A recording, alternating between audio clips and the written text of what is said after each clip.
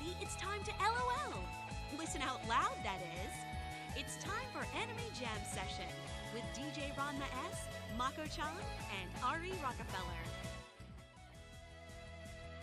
Hey everybody, welcome to Anime Jam Session, episode number 685. We are that podcast that talks about anime, games, conventions, the fandom, geek stuff, and everything in between. I'm DJ Ranma S. And I'm Ari Rockefeller. Mako-chan is off tonight. Her lunch didn't agree with her too well, so she's now fighting the good fight of food poisoning. But don't worry, she'll be back next week. So that just means that a lot of y'all are on notice. All right. So, like I said before, we had to restart the stream from the beginning because I went to make some slight updates because every time my computer does Windows updates, I got to go into OBS and make sure the settings are set. And I changed a encode session. And recording it would not play well. So I had to go and change it back so we can keep going. But anywho, we're going to have a great show for you tonight, and we're going to have a really good time. So, anywho, let's kick things off. So, Ari, how are you feeling tonight? Kind of tired. You know, I wish I could say the same sometimes, but I just find myself dozing in and out of consciousness on the train and coming home tonight. My train went local, which is another reason why I didn't get in until late tonight. I'm just like, oh, MTA. We pay you all of this with very little in return, and now you want another 10 cents of our blood money. Fair enough. Anywho, now we got all that out the way. Let's get the show going for tonight, shall we? We are live. We're live tonight, week of August 5th, 2025, right here on Twitch TV. You always find us here live Tuesdays from 9 to 10:30 p.m. Eastern. You always find us at Twitch TV/Anime Jam Session. And we're also proud to be part of the Voice of Geeks Network at VogNetwork.com. And they're also on Twitch. You can find them at Twitch TV/VogNetwork. They kick things off on Sundays with the Bobby Blackfoot Show at 8, followed by Orange Lounge Radio at 9. And if I'm not mistaken, there is a programming note. I believe, yes, the week of the 17th and the 31st, most likely there'll be no show. So I believe Rob has an event up in Seattle. And also the 31st is Dragon Con. And he's been going for almost the last 10 years. And they're still trying to get me to go. And I'm just like, yeah, it's a little too crowded for my tastes. So, but if I did go, I would probably pack Boo Buster's Luigi and just run around with that proton pack. So that's more or less the long and short of it. So that, and I know I have friends down there I haven't seen in God knows how long. So I guess that would be kind of fun too. So now that we got that out the way, Ari, how was your week? How was your day? Pardon me. A lot of it was, work-related stuff. I was on overnights, which drained the hell out of me. And I'm currently in the midst of a 6-day stint on morning shifts. Which, okay, that's not that big of a deal. It's just, with the overnights and whatnot, it just drains on you, you know? Mm-hmm. I mean, when I used to work at Starbucks eons ago, I would do overnights maybe once a week or once every other week. Ugh. That one night alone and getting in at 7 a.m. Yeah, I understand. But it was not a whole lot else going on, I'm afraid. It hasn't been very exciting for me. Sorry, guys. There's nothing to apologize for. It's usually best to have a very chill week, you know. But as for me, my weekend day has been pretty good. Last week I caught up with a friend who just got out of a long-winded relationship, and I don't blame her for not getting out of that. Basically, the guy led her on for a bit, and she just said, "You know what? I'm not having this anymore." And good for her. Fellas, don't do that. If a woman is going to be loyal to you, show your appreciation and show your loyalty back. Simple as that. How hard is that? So there is that. What else did I do?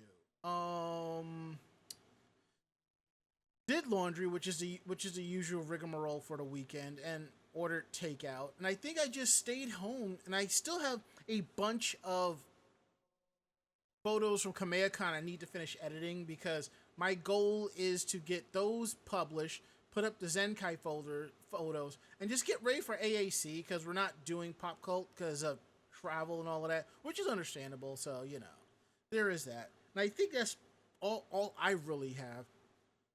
I think I might even go see Fantastic Four next week. I was going to go tomorrow, but something else came up. I'm like, I'm going to go do that instead. Sometimes you just gotta, treat yourself. So there is that.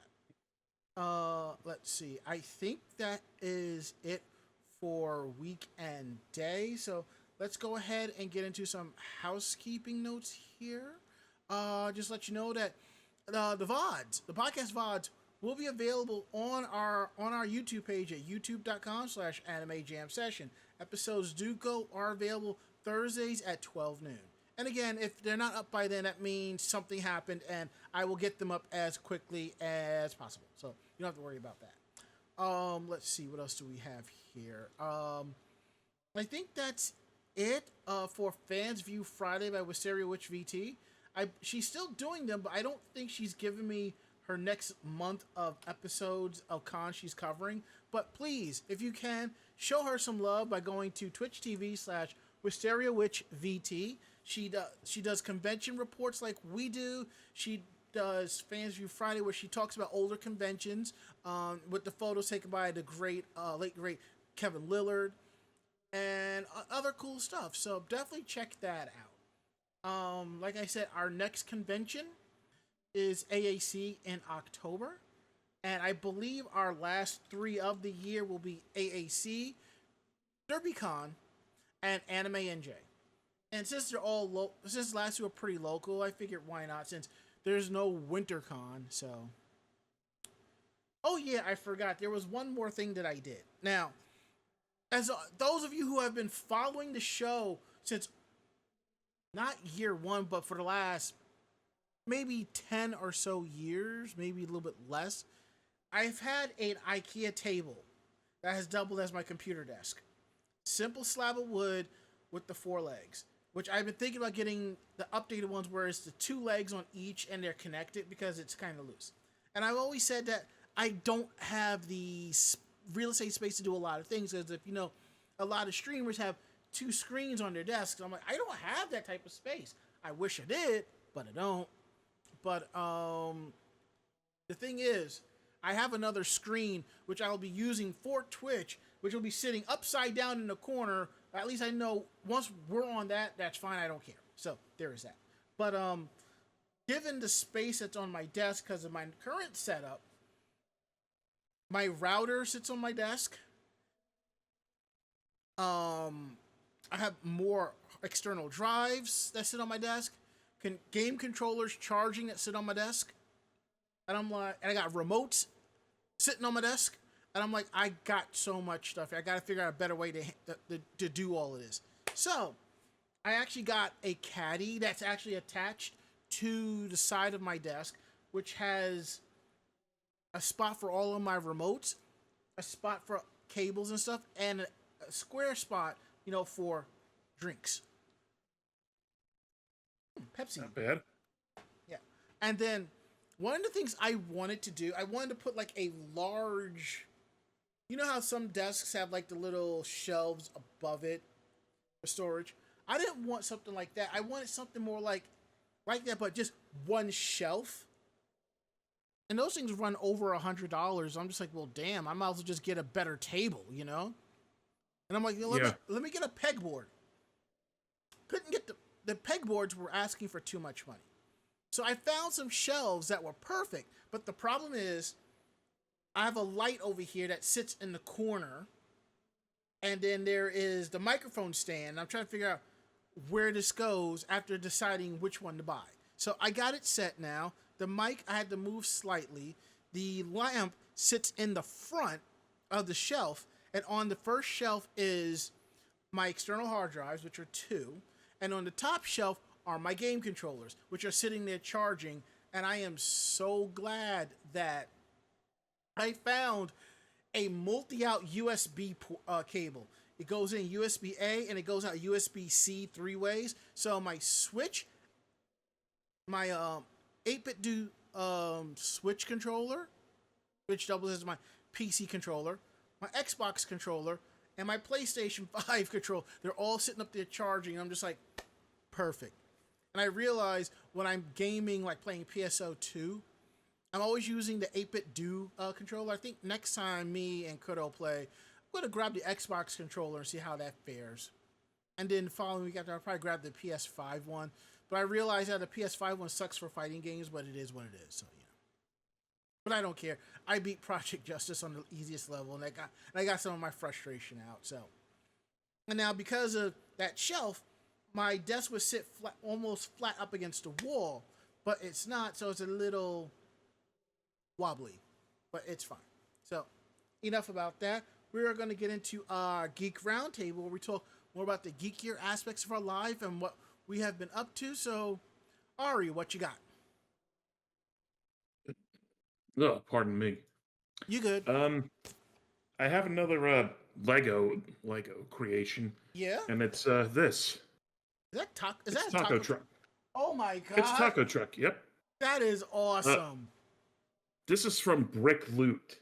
They you know, I guess you want to call it, great value or discount or dollar store Lego, whatever you want to call it. Mm-hmm. But only took like hour and a half or so to put together. But it wasn't easy because the kit that I ordered from them, it was missing like one of the two front wheels, well, two of the wheels, Mm-hmm. and the little sheet with the stickers on it. So I emailed them back and said like, "Hey, it's missing stuff," and we're like, "Okay, fine, we'll just send you out a whole new one." I'm like, What okay, they said a brand new sheet or a brand new kit? a brand new kit. Oh, I've seen. There are some companies that do that because they get so many of it. It's just cheaper to be like, here you go. It's like I got the stickers and I got the axle put on, and the back wheel moves and the taco spins. So look, oh, that is awesome.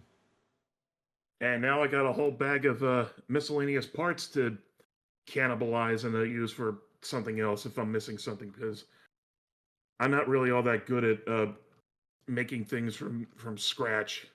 Well, neither am I. Yep. I mean, granted, I had like a massive Lego collection as a kid, and I just put shit together. I was like, oh, this is cool, I would just build office stuff and just roll with the punches, That's what I did. Also, the detail in the taco is probably my favorite part. You're gonna make me not make my lunch tomorrow and order takeout. Honestly, I've been kind of craving tacos myself today after talking about this. I mean, look, I last night I'm sitting here putting together the outline, and I'm just like, I'm feeling pizza for lunch. So I went out and got myself 2 slices of pepperoni and an iced tea. And my only issue was they didn't put enough pepperoni. I still saw some open cheese spaces on my pie, man, on my slices, man. They could have put at least 8 pepperoni slices on each one, so that would have been fine. All right, so on a side note, I've just been adjusting the microphone, and I like how this works now. So, anywho, I've been watching anime, and this time what I've been doing was I have been like sort of like trying to keep track of what I have been watching. So let me pull up a list real quick. Let's see, where is it? I kind of keep like my anime list up where I just kind of keep track of what I've been watching. So it helps because I sit here and I watch shows and I'm like, this is cool, this is awesome. What the hell was I watching? What the hell was I watching? And then it's just like if I'm watching 2 episodes, I've watched 4. And one thing is, I've been kind of keeping track. So I can tell you this right now. I'm caught up with New Panty and Stocking with Garterbell, and it's been outlandish as fuck all. They spoofed the Fantastic Four, and I strongly believe they took a cheap shot at Trump, and I love it. I'm like 5 episodes in on 2.5 Dimensional Seduction, which is a really good anime. I would say take My Dress Up Darling and make it more harem esque, and the main character is a photographer and not a costumer. That's the major difference. And I relate to both characters, but more towards the other guy because of the photography, and I'm really cool with that. And I think I said this on a show before. I kept seeing the character Liliel when I was walking around in Japan, and I'm like, I almost bought the figure, but I wanted to watch the anime first and see if I liked it because I don't want to be one of those where I didn't like the anime, but I bought all the merch. But no, I'm enjoying it so far. And downside is the two figures that I want are sold out on Otaku Mode, but I found them on Amazon, and I'm probably going to use some of my reward money to buy it and treat myself. So there is that. So I am caught up with the dub of Kaiju number 8, which is really good. I just finished watching Rent a Girlfriend. I'm on episode 4. I know it's up to episode 5 or 6, but I'm watching the dub. Generally, if I don't jump on an anime when it drops right away, if it takes me 2-3 weeks to get to it, and if there's an English dub track, I'll start watching that because I have friends who work in the anime industry and I want to support them. So I believe I am an episode behind on Sakamoto Days, so that's been really good. Don Da Don, I'm caught up on Sakamoto Days. Don Da Don, I'm an episode behind on, and I gotta watch episode 5 just for the Ranma one half joke. Even though I already saw it, I just want to see the dub of it, and I just see how hilarious it is. But and speaking of Ranma, I made an order to Hot Topic last week. This time. And in these boxes are two Funko Pops that I've been hoping and kind of wanting for a very long time because when Funko started doing anime pops, there was one series I wanted them to do, and I'm just like, y'all do Sailor Moon, My Hero Academia, My Hero Academia, Attack on Titan, Jujutsu Kaisen, a bunch of other animes. But I'm like, where is Ranma One Half? Come on. And then I saw the promo for them earlier this year, and I went to go pre-order them. A lot of sites wanted way too much money. I'm sorry. Unless it's a rare pop, I'm not spending no more than $25 on one. Now, if I'm in a secondhand store, that's a different story. Because I think the most expensive pop I own is the Topanga Lawrence pop from Boy Meets World Pop, which is now autographed, and I'm just like, But anyhow, I ordered these because they were on sale at Hot Topic, and I have the pops of the main couple from Ranma One Half, which is basically more or less my dating life. For those of you who know. Ranma Saotome and Akane Tendo. They look nice. Thanks. I kind of wish it had the old Ranma logo, but I like this one too. Now here's a fun part. Now, boy type Ranma and girl type Ranma share the same pop code. So there's a 1 in 6 chance if you buy the boy Ranma, you'll get girl Ranma instead. Which I thought was kind of cool. Now, here's the thing. Since I ordered these online, they just grab them off the shelf and throw them in the shipping box and just let it roll. I don't think you can find them in stores, but if they were in stores, you could probably find girl type that way. And since there is a Hot Topic not too far from me, I'm seriously thinking about probably going over there Friday, just out of idle curiosity and see if I can spot it. But, oh well. Alright, now that we got that out the way, let's get into tonight's rundown of news, shall we? Mm-hmm. Now, This first part of the news popped up on my feed last night, and this is probably one of the few times I have jumped for joy and stomped my feet for cosplay. And why have I done that? Because Popping off like this? yes. Because Team USA finally paid their dues and won the gold in the World Cosplay Summit. Awesome. Yes. I mean, I'm proud to say two of my very good friends, one was like my best friend, competed back in 2020 and 2021, and they won, but I think they got a judges award. Another friend of mine and her friend, they competed and got something too. And I'm very proud of them, but I'm just very happy and giddy about the fact that we paid our dues and we got the gold. So I am very proud of that.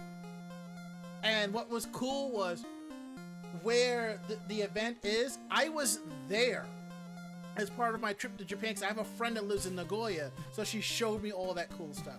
So let's go ahead and get into this brief story about it. It's not, hopefully this gets more and more. So in Nagoya, Team USA, clad in popular game characters, won the championship of the World Cosplay Summit 2025 in Central Japan, Nagoya, this past Sunday. I have no words. We've been working on this for so many years, so many hours. You keep working and dreams do come true, said a member of the US team dressed as a character from Fire Emblem Engage. I don't know the series as well, but Ari, you probably do. Let me see who she is. Yes. Honestly, I'm sorry. Maybe one of the main characters. I was not very fond of Engage. It wasn't doing anything for me. Isn't Fire Emblem like a turn-based RPG? Yeah. Okay, that's what I thought. I think that's one of the few I can actually stomach. That and Project Crossstone and Namco Capcom. Yes, it's strategy turn-based game. Three Houses is still far superior. Trust me. What'd you say? I didn't hear you. I just went, okay. You know, because I know I played one of them, and I thought this wasn't bad. But anyhow, the event wrapped up a 3-day festival that gathered cosplayers from 41 countries and regions. The representatives and pairs were judged for their level of precision in the costumes and for their stage performance within a given time of 2.5 minutes, during which they recreated scenes from anime or games by using props. The event, held for the 23rd time, kicked off on Friday with the parade by costume. Well, I forgot to edit that part out. But anywho, the event, held for the 23rd time, kicked off on Friday with a parade by costume role players or cosplayers on a red carpet, dressed as characters from Studio Ghibli's movie Howl's Moving Castle and the anime Neon Genesis Evangelion. On the second day, the delegates and cosplayers from the public marched around the OS shopping center in Nagoya, around where the inaugural event was held in 2003. I think I have been there. It's a pretty chill area. And the thing is, I am proud of this, because every time we compete and make it to the finals, we come close. We always come close. There's always screams of insider and all this other stuff, but the Team USA... You just can't get over the hump. Right. And I want to say, I'm proud of every single one of the Team USAs that competed from the beginning up until now, because each Team USA just kept pushing each following year's team a step closer to the goal, till the current Team USA was able to jump up like Mario and grab that star. So, on behalf of Anime Jam Session, cosplayers from the US, veterans, newbies, creators, all in between, thank you very much. We are so proud of you and continue to keep up the good work. Which is why the music I'm playing in the background does make sense.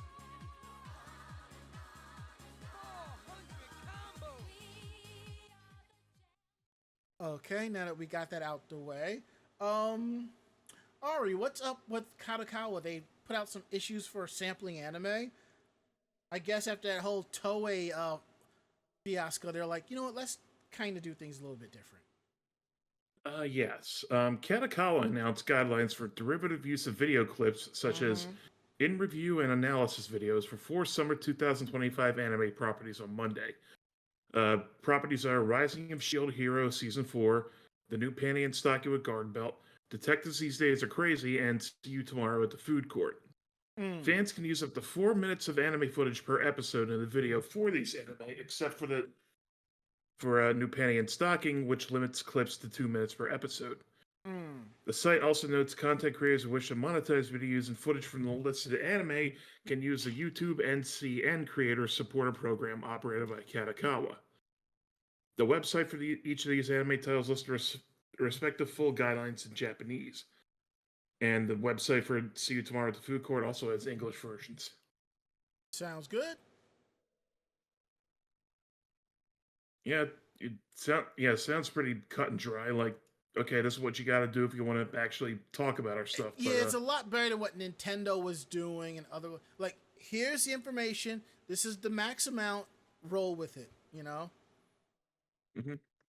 Granted, some people probably would want more footage time, but you got to work with what you got. And if you're good, it'll be plenty for you. So. Now that we got out of the way, we're going to talk more about anime studios.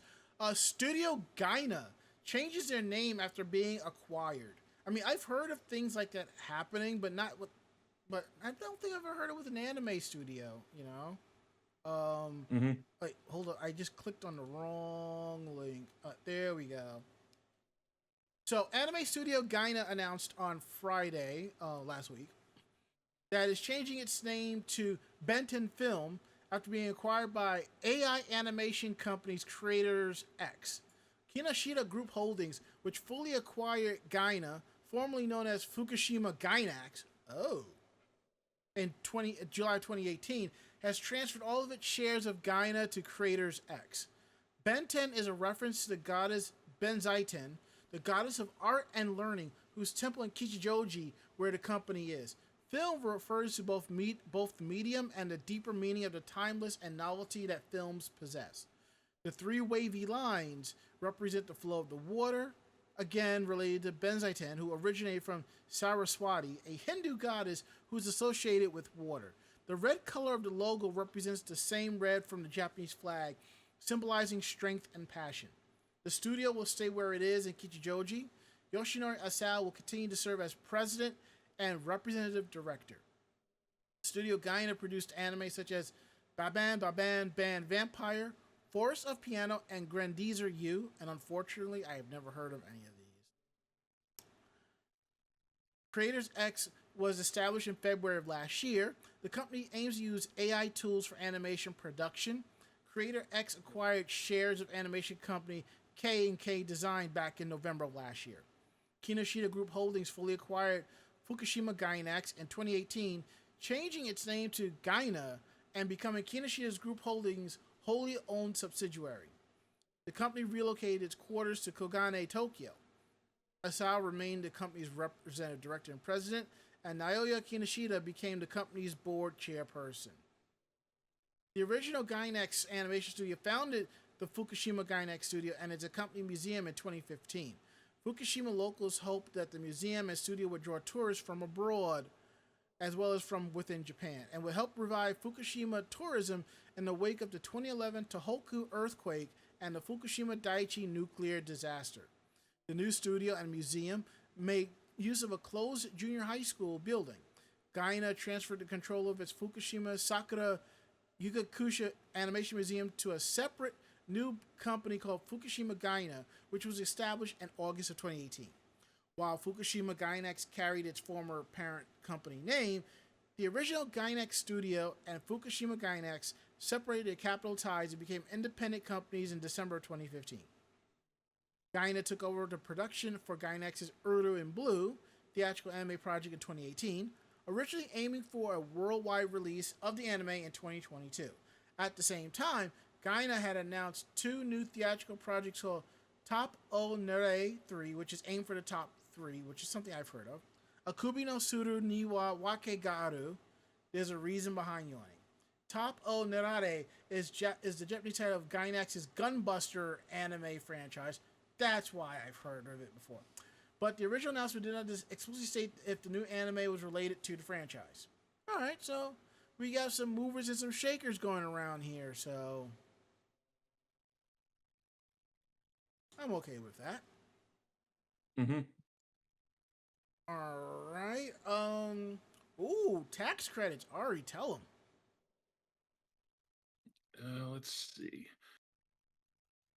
That's in a move to boost the global competitiveness of South Korea's webtoon industry. The government announced plans to introduce tax credits covering 10 to 15% of the production costs for digital comics. As part of the 2025 tax reform plan, the Ministry of Economy and Finance unveiled on July 31st. The new measure aims to strengthen the nation's cultural soft power by supporting one of its most internationally successful content sectors. Eligible content includes webtoons and digital comics as defined under Korea's Promotion of Comics Act and must be distributed via an online network. Covered expenses include planning, production, labor costs, licensing fees for source novels, and software costs related to webtoon creation. Indirect costs such as marketing or promotional expenses are included. 10% for large companies and 15% for small and medium enterprises. The credit will apply to expenses incurred in the fiscal year when the webtoon is released online and will remain in effect to the end of 2028. I mean, good for the small creators, but I haven't really been into webtoon or webcomics itself, in a really long time. The only thing about webtoon I know that everybody was going ape for was Lore Olympus, and that was it. What was it called? Lore Olympus. I don't think I've heard of it. Yeah, it's definitely a play on Greek mythology, and I've heard a lot of things about that. So, Mako has been following it. It's one of her faves. And I'm like, okay, cool. You can have that. And it's too bad she is not here because she would love to hear about this Hello Kitty tarot card set. I bet she would. Yeah, because she straight up collects them, and I'm just like, okay. Can't say I don't blame her. So, as the story goes, Hello Kitty has had several jobs and seasonal vocations throughout her decades-long existence, and she's been on just as many products and promotional items. Case in point, the Hello Kitty shoulder massager. Now, parent company Sanrio is dealing out the Kawaii Kitten's own deck of licensed tarot cards that are certain to reflect the spiritual energy of any Hello Kitty fan. Featuring over 70 cards, the new Hello Kitty tarot card deck focuses on both the major and minor aspects of life, reinterpreting familiar elements of these types of cards with Hello Kitty herself. The deck bears a colorful, artsy aesthetic that certainly fits the character in question. Perfect for those tarot enthusiasts or simply want those who love the Sanrio mascot. The deck can now be ordered from various Japanese websites. I'm going to have to check Amazon Japan just because. Produced by Luna Factor, the new Hello Kitty tarot cards are made by experts in the field. Luna's Hello Kitty Tarot has a total of 78 cards, with 22 of these being the major arcana cards. These represent the major spiritual or life developments, whereas the 56 minor arcana cards tie into everyday occurrences. All 78 of them have completely original illustrations, with these images depicting Hello Kitty in situations relating to whatever the card pertains to. While familiar characters such as Kuromi, My Melody, and Cinnamoroll are missing, some of these images do include members of Hello Kitty's family and personal supporting cast. The deck features a comfy pastel-laden aesthetic and the color scheme that fits the character and is somewhat warmer in style compared to how many tarot cards look. The deck comes with a beautiful hardcover box, making the entire package truly a cute work of art. Meant to be used by beginners and enthusiasts, the deck also comes with a 97-page guidebook that makes it easy to learn what each of the readings mean. The Luna Factor Hello Kitty Tarot Card Deck can now be purchased from the Luna Factory website and other retailers such as Amazon Japan. Ding, ding, ding, ding, ding. With the price being sold at 5,980 yen. Now, I am going to do a quick conversion and see what the price is going to be. Now, it always says here in the article that it's going to be $41. But I just want to see what the current rate is because I've seen it flip up and down. And right now, $59.80 is $40.50. So that's not bad. So that was about right. Yeah. I'm going to check something else too. Yep, that's about right too. So, while Hello Kitty is by herself in this branded deck, most other recent Sanrio merchandise tend to feature her alongside the company's other mascots. This reflects the growing popularity of Sanrio's mascots such as Kuromi, who are arguably rivaling Hello Kitty in terms of global popularity. Understandable and rightfully so. Mm-hmm. Okay, next up, Ari, tell them about Ava's 30th anniversary. What's going on with that? Oh boy. Yeah, Evangelion premiered 30 years ago, bringing it with one of the anime's most iconic theme songs. This year's singer Yoko Takahashi is celebrating the big anniversary of the new album collecting Eva songs old and new. Evangelion Flashback will be released on October 29th, commemorating 3 decades of the song across 15 tracks. Cruel Angel Thesis and Death and Rebirth song Soul's Refrain will be in the mix. The album also feature a newly recorded cover of Kyono Hiwa Sayonara, a song performed by Ryoko Moriyama in 1967, and covered by Megumi Hayashibara in 2009's Evangelion 2.0 You Cannot Advance. The cover of the album features an original cell from the show's opening credits provided by Anime Tokusatsu Archive Center, or ATAC. 2 anniversary LPs will also be released on February 21st, 2026. One highlighting Cruel Angel Thesis and the other one featuring Soul's Refrain. The other tracks will be spread across both releases. On the same day, a special edition portable record player will also go on sale. And take a look at this because it actually looks pretty decent. Oh yeah? Yeah, you see the picture right there in the. One sec, let me maximize the page real quick and pull it back up. Yeah, see if we can show the rest of the stream too. Ooh, that is nice looking. Okay, all right. Let's see if I can get this up here. It kind of looks like street art. Like the design of the background looks like an eye, and like someone did friggin' Ava street art. You know, like tagging shit with the, Ava unit stuff. You know what I mean? Yeah. All right, I'm trying to bring it up over things. There we go. All right. Huh. Well, that's kind of odd. Let me close that real quick. The background wouldn't even carry over. That's really funky.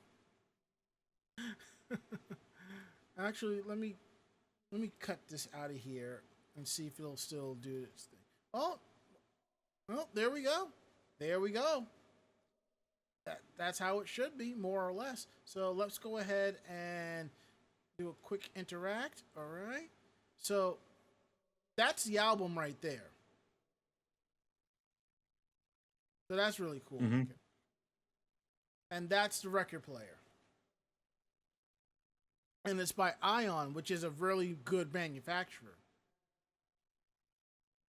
It reminds me, like, when I was back in Japan, I was in Kyoto. I was in Animate. and I came across the Love Live turntable record player by Audio Technica, and I think it was only like 6,600 yen, and I'm just like, that can't be right, but still. I mean, if I hadn't bought so much stuff, I probably would have bought it and just held on to it as a collector's item. So, because honestly, I don't have a place to play a record player. And it's portable, so like, what does it have? Yep. Like a wall plug or batteries or what? How's It's it work? probably both. Something like that probably nowadays runs off a USB-C or something. But I would say it's probably normal AC power. So That'd be one of my guesses. yeah, that is kind of cool. Actually, let me do a quick search. Evangelion Ion record player.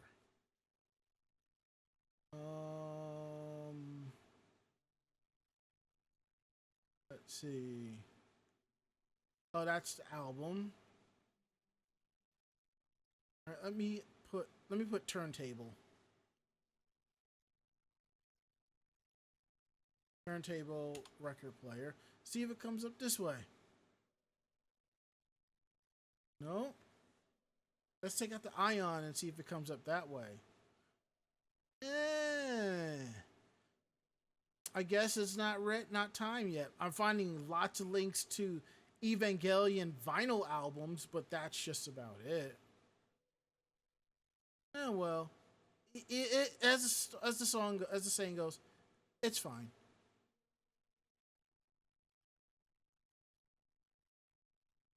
All right, now that we got that out the way, we are at the part of the show that y'all generally stick around for. Meanwhile, in Japan, and Ari, you get first dibs. Are you sure? Yep. I guess I'll take the last one. All right. I was actually shooting for the second one. We'll save the first story for next week. So, all right. This story here, over here, is about immersing yourself in all things Heisei era at the Neo Heisei Retro Exhibition, which is now open in Shibuya. I didn't choose the Heisei Retro Life. The Heisei Retro Life chose me. Fair. While modern Japan primarily uses the Gregorian calendar for most things, a complementary system of Japanese era and names known as Nengo is also in use. These era names correspond to the reign of each emperor, which each year within an era receiving its own number as well. For instance, 2025 can also be referred to as Reiwa 7, as it's the 7th year since Emperor Nahito ascended the throne on May 1st, 2019. The three most recent Japanese eras is the Reiwa era, which is 2019 to now, the Heisei era, which is 1989 to 2019, and the Showa era, which is 1926 to 1989. A concept called Showa Retro has been around for a while, referring to the appreciation for the nostalgic artifacts, music, lifestyles, and other cultural embodiments of the Showa era. In more recent years, however, the term Heisei Retro has also begun popping up for a similar appreciation for all things Heisei. Alright, that's cool. For anyone who's feeling like taking a little stroll down the Heisei era lane, there's no better place than to visit the special Neo Heisei Retro Exhibition currently running from July 24th to August 31st at the Seibu Shibuya store in Tokyo's Shibuya district. A fitting location as the mecca of youth culture and trends back in the Heisei day. The exhibition is the brainchild of one Miro Yamashita, a Heisei enthusiast and self-appointed guardian of all things Heisei. Miro was born in 1981 and spent his formative years in the onset of Heisei era. And let me share this article with y'all, because this is really kind of interesting. I see that it's a lot of like pastels and stuff. A lot of bright colors involved. Yeah.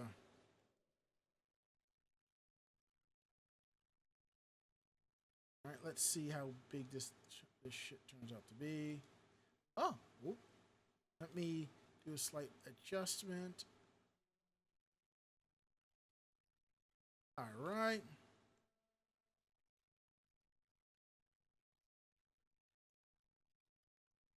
Let me cut down the height some.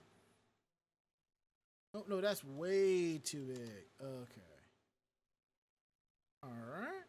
I think I can go a little bit more. All right, that's good. So there we go. So those of you who are participating with this now, you can see the article that we're talking about, and you're now going to see some of the images that we're talking about, the very bright pastel colors. Like here is what do you call this?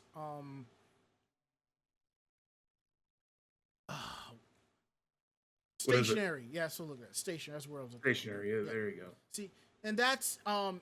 That's the gentleman right there, Mero Yamashita. And as you can see, it's very pastel in colors. If you know anyone that's into deco or pastel style, they're definitely going to love the Heisei era. And here's a couple of more images from here, and it kind of gives like I'm sort of reminded of the Bad Dudes game for NES for some reason. Oh man. So I'll leave that up there as I continue reading the story. So please enjoy. So the exhibition's opening day was attended by official ambassadors and musical unit Chi Q, the duo composed of Ippei Kiyuma and Mamoru Daichi. Debuted as Psychic Idols on April 1st, 1989, the official first day of the Heisei era. They enjoyed a ribbon-cutting ceremony and played around with some of 300 Heisei items on display. That's pretty cool. Diving more into the contents of the event, the exhibition is comprised of 9 different sections centered on common themes. The walls are decorated with Neo Heisei retro designs, illustrations meant to evoke the feeling of Heisei from a modern Reiwa lens, which are benefiting from the exhibition's main slogan, towards a Heisei that's nostalgic but new somewhere in your memories. Okay. There is sections dedicated to digital cameras and flip phones that were unique to Japan at the time, and you can actually hold them up. So this is the hallway, and these are some of the flip phones, which I think is really cool. And you might be thinking, they look so familiar. Yes, you've probably seen similar styles of these phones and many of your favorite animes, or at least very popular animes at that. There's also pagers and music players and other transparent goods that were all the rage back then. It's like if you're on Facebook, from time to time, you'll see like the whole flashback of like translucent stuff. Like, remember when you could get the N64 in different translucent colors, or the iMac was available in different colors, the Game Boy Advance, the Game Boy, all of that stuff. This is what they're kind of referring it to. So, and this is what not surprising. This is where Nintendo probably got the idea of the different colors for their gaming consoles. So, that's also a cool thing to take note of. The entertainment section is sure to be a big hit by bringing right back to the hottest gaming systems, CDs, and toys of the time. And that's something we just discussed. As you can see in this photo here, you got PlayStation, Sega Saturn, Parappa the Rappa, CD players, and I want to swear that is a can of Tab sitting there. Jesus Christ.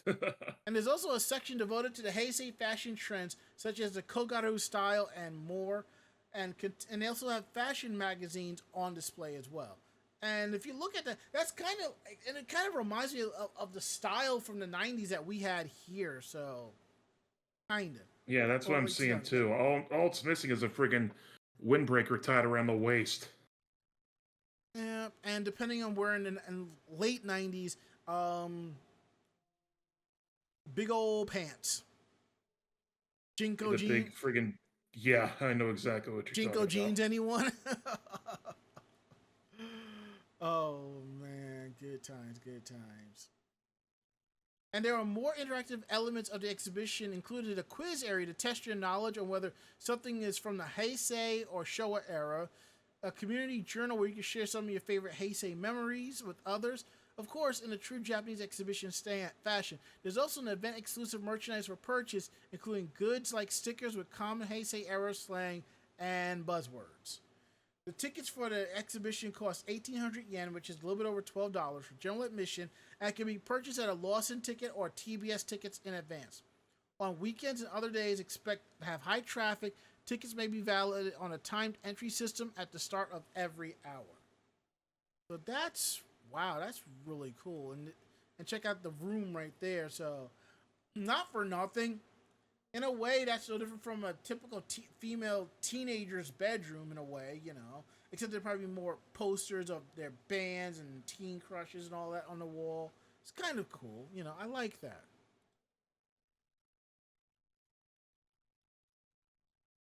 That was a nice trip down memory lane.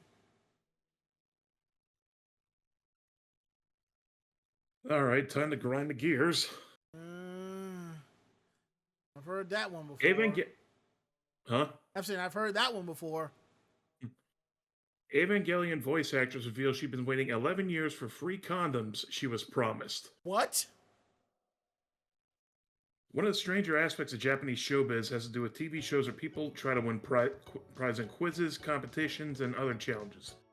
Or as we call them over here, game shows. It's not the contestants themselves are strange, or the prize is usually things like night in a hotel or some luxury foodstuffs. What's odd is that participants aren't regular people chosen randomly for the audience. There are people trying to win a night at a hot spring inn or a seafood dinner themselves, already celebrities, people who could presumably afford to simply pay for such relatively attainable luxuries out of their regular show business earnings without any real world worry adds to the cost. There's so like it's a wonder. Like the writer says that the celebrities really care about the prizes that they win, especially since the contestants usually segments on variety shows where the guests are already earning appearance fees and promoting their current work project and personal brands. Yeah. But some stars are really looking forward to the prize they won, as anime voice actress Satomi Akesaka is wondering why she hasn't received her beef. And she tweeted that out in the form of cow emojis that form the word beef in English letters. In September of 2044, Akasaka, whose most recent credits include a Wild Last Boss appeared Benetash, and I was reincarnated as a Seven Prince so I can take my time perfecting my magical abilities. Talia. God, these titles are a mouthful. I know, appeared right? Appeared on Seiyu to Uesobi, an anime voice actor centered variety show on Japan's Abema streaming service. As part of her appearance, she won some Wagyu beef, but nearly a year later, she still hasn't gotten to taste it because the producers never shipped it to her, as she recounted on a Twitter post on July 30th. The prize of domestic raised Wagyu beef, about 20,000 yen, that I won last year and still hasn't arrived. Nearly 12 full months is nearly 12 full months is definitely a long time to have been kept waiting. But it's a drop in the temporal bucket compared to voice actress Megumi Ogata, who voiced Shinji and Sailor Uranus, who chimed in with a reply that she's been waiting over a decade for a shipment of condoms that she was promised. Wow. I still haven't received the prize I won from Addison AAA, a year's supply of condoms. AAA in this context means Act Against AIDS, which Addison AAA being an anime music AIDS awareness event. Okay. Ogata appeared as part of a 4-person performing unit in Addison AAA's third iteration, which was held at the Zep Tokyo Music Club all the way back in 2014. The very next day after Akasaba shared her story about unfulfilled beef promise phrasing, the official Seiyu to Yoasobi Twitter account sent a reply saying they're scrambling to set things right and are hoping to have the Wagyu beef in their hands sometimes this week. As for Ogata's case, it appears the last Anderson AAA event was held in 2019, and the event is now discontinued. So, she's like, no condoms for you. Womp, womp, womp.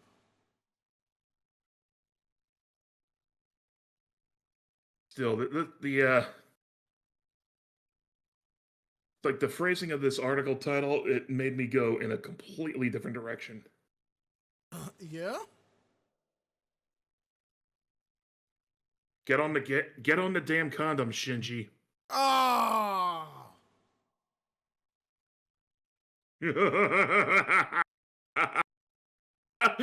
Oh, I hate myself for saying that. That was bad, and you should feel bad. Very much so. Okay. I think we're done here. Ari has to get some sleep. My bed is a mess from all the stuff that I pulled out of my bag, and I gotta put it together. Oh, by the way, Yeah? I got my copy of Tetris Forever from the Gold Master series. Nice. I might pop that in and get a quick game of Tetris in. So now I now have Tetris for basically almost every single Nintendo console that I basically own. That's cool. Yeah. And the funny thing is, on the bus ride home, I was thinking about tracking down, like, maybe, because I had a bunch of Nintendo games that mysteriously disappeared, more or less. But there's like 5 or 6 titles I actually want to see if I can get my hands on, just to have them, because I know 2, I believe 3 of them my grandmother bought me, and far as she knows, I probably still have them, and the other 2 were just pure nostalgia. So, anywho, I think it's time for us to get to going. So, yeah. Let's go ahead and let me cue up the track here. So if you like tonight's show, tell a friend. They in turn will tell another friend, and so on and so forth. We're independent bloggers, independent podcasters, so what we like and don't like, we're telling you straight up. So if you have any questions about the show, please drop us a line at podcast@animejamsession.com. Again, that is podcast@animejamsession.com. We're here to believe you.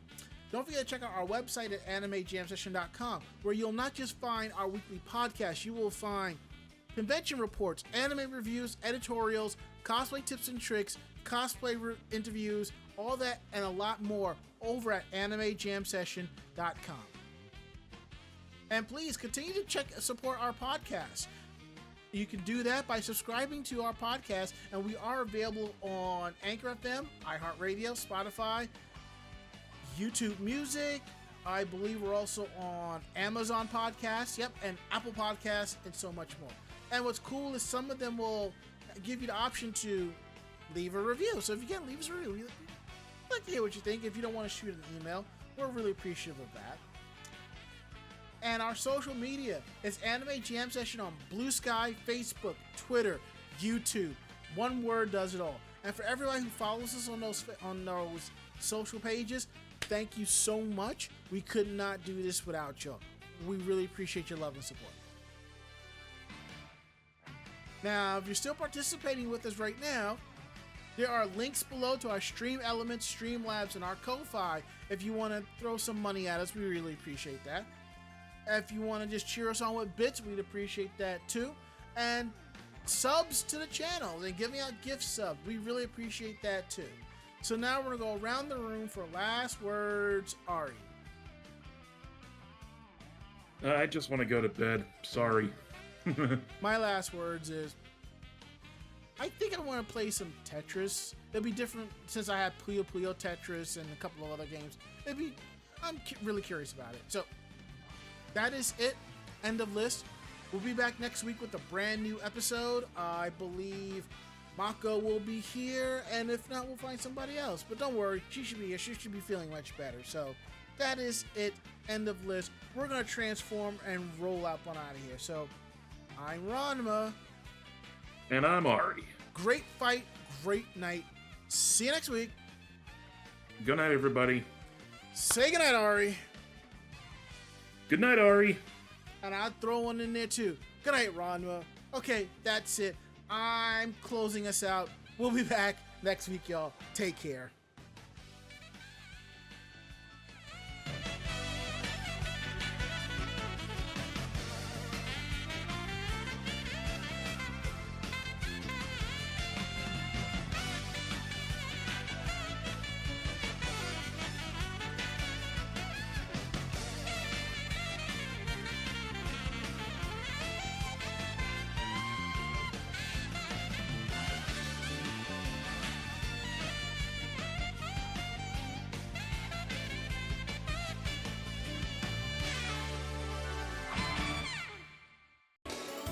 This podcast has been a production of Anime Jam Session and AJS Productions. No fanboys and fangirls were hurt, maimed, shot, electrocuted, or pistol whipped in this episode. For now. The views, opinions, and thoughts expressed on this show do not reflect the staff or the network as a whole. But we're still right, damn it. For transcripts of this episode, start typing. Check us out at animejamsession.com and vognetwork.com for more information about us and other programming. Jamatane!